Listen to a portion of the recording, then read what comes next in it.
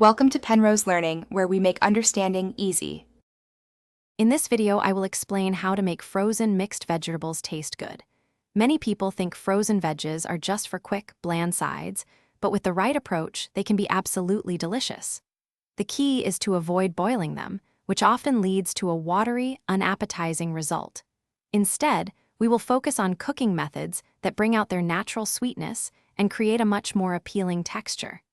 Get ready to transform your frozen vegetable experience. Roasting is a fantastic way to bring out the best in frozen vegetables. First, preheat your oven to a hot 400 degrees Fahrenheit. Next, toss your frozen veggies with about 1 to 2 tablespoons of olive oil and your favorite spices, like garlic powder and black pepper. Spread them in a single layer on a baking sheet. This is crucial for browning.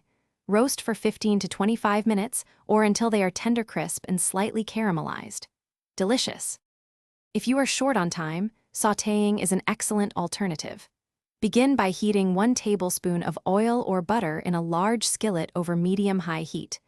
Add your frozen vegetables directly to the hot pan. There is no need to thaw them beforehand. Stir-fry for about 5 to 8 minutes, tossing frequently until they are tender and have a nice, slightly caramelized char. A squeeze of fresh lemon juice or a dash of balsamic vinegar at the end adds a bright finish. To truly elevate your frozen vegetables, consider adding extra flavor boosters. During cooking, toss in aromatics like minced garlic or finely chopped onions.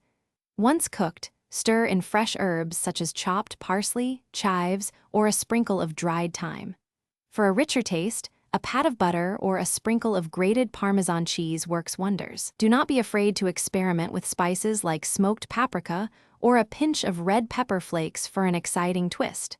Enjoy! Thanks for watching. If this was helpful, leave a like and consider subscribing. See you next time.